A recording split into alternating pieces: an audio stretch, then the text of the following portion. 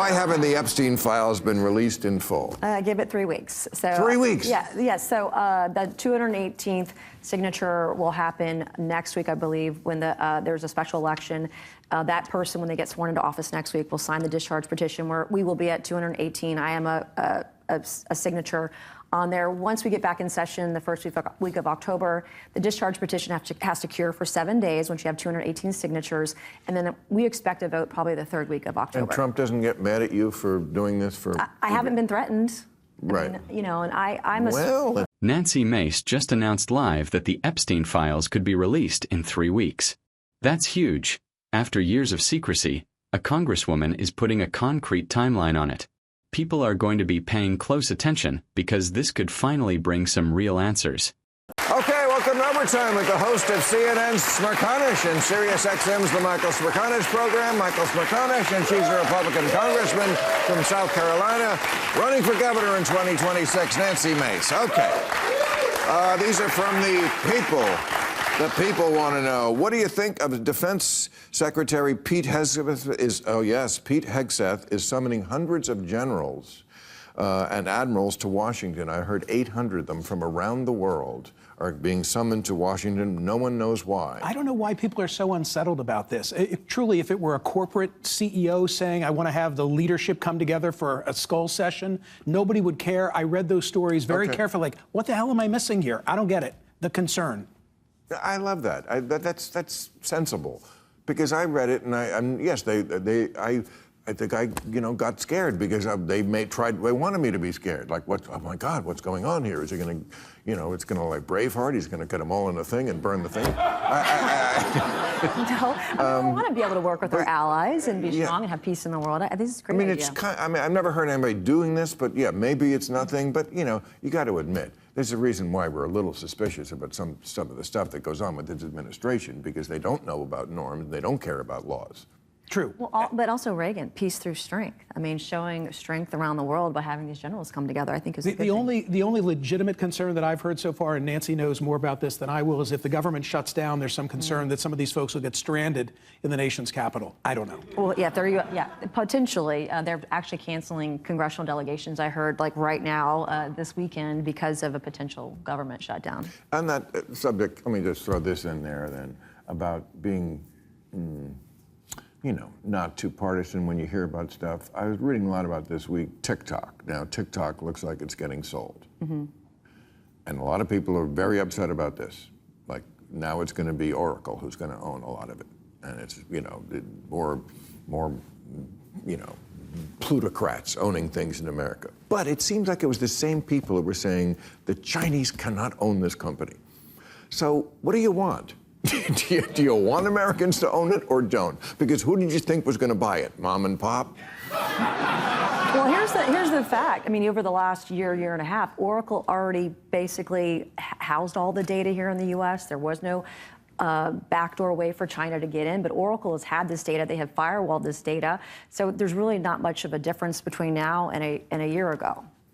I'm concerned about who controls the algorithm. I thought the conversation with Aiden was terrific tonight, and I'm really worried that too many young men in particular are getting bad messages from being locked into a bad algorithm. But if the choice is between an American company and China, the Chinese government... No, theoretically, it was a national security concern that began this whole process. That's what I'm saying. So I don't know that you have the national security concern with Larry Ellison that you would with Xi.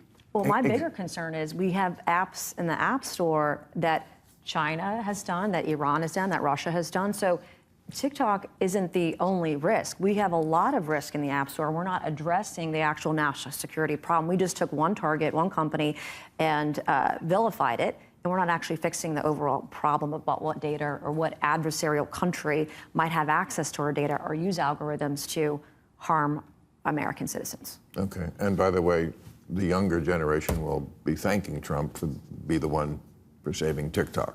Yeah. So. Your evil laugh.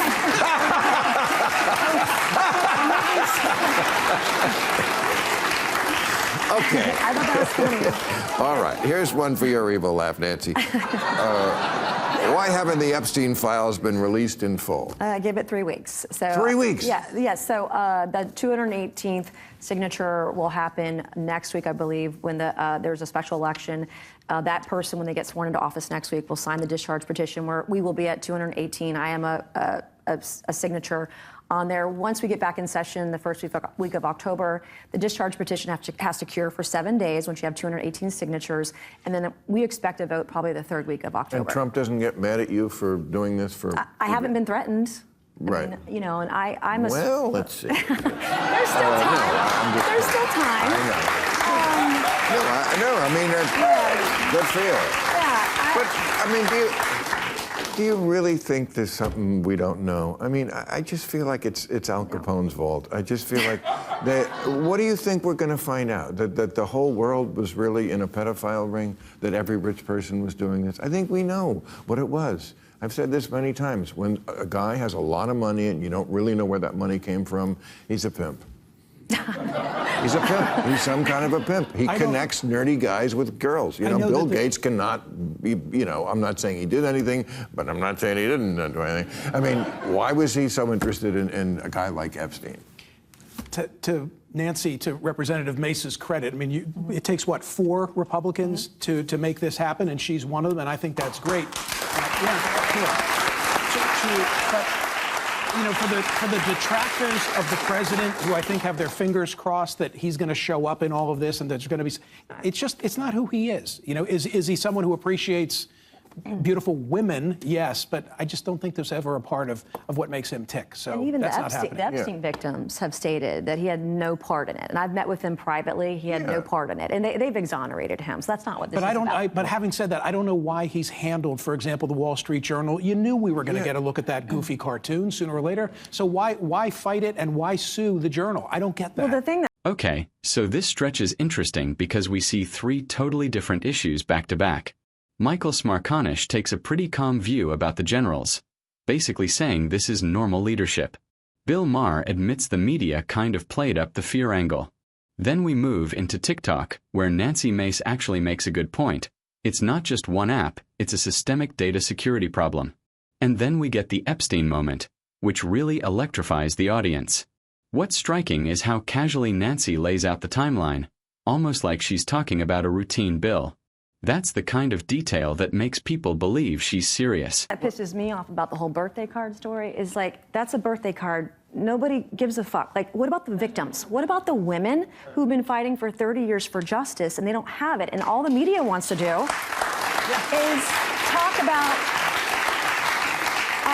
all the media wants to do is talk about Trump. I'm like, these women have been fighting, they're in their 50s, late 40s, they're my age, have been fighting for 30 years. And it's like, we want to show them that they're going to get justice. That's what this is about. And I want the media to write about their stories. They are horrific. They are terrible. And you can't tell me that only one person was an accomplice in a sex trafficking ring with over 1,000 girls. It didn't happen. There was way more than that. And those people that were involved, those predators, those child rapists, they need to be held accountable to the fullest extent of the law. I don't care if it's a prince in England. I don't care. Go to jail, cold, dark cell. That's good enough for me. Okay.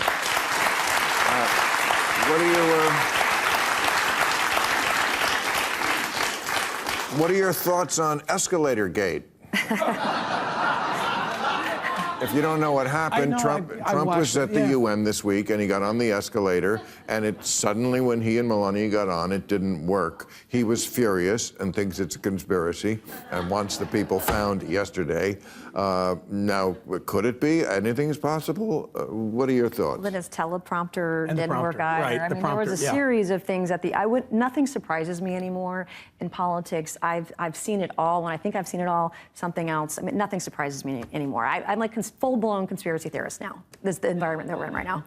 You are? 100%. I've just seen some of the craziest things happen. I'm like, you've got to be kidding me. But the moon, we did land on that, right? Yes. Yes.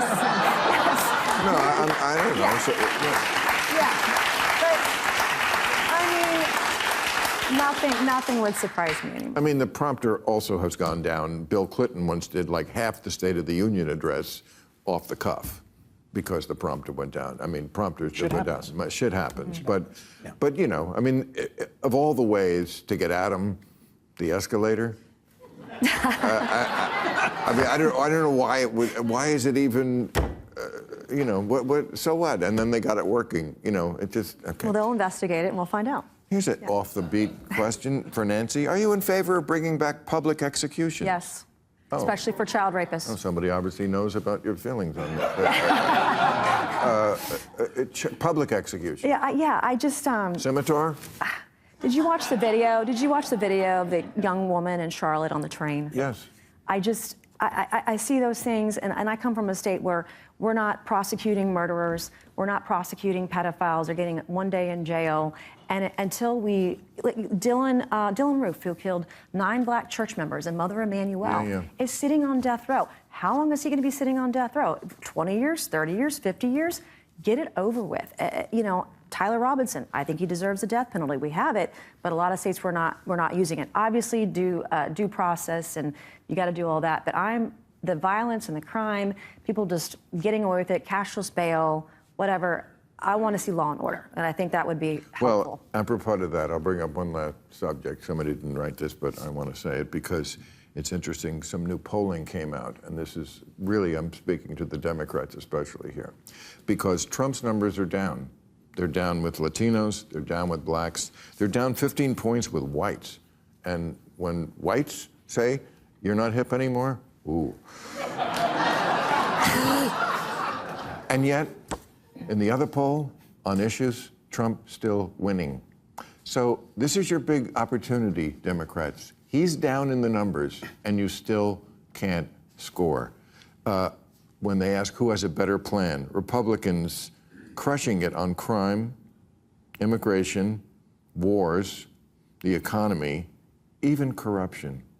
Democrats win by 2 points on respect for democracy. Now, some of this is just because people are fucking stupid. 2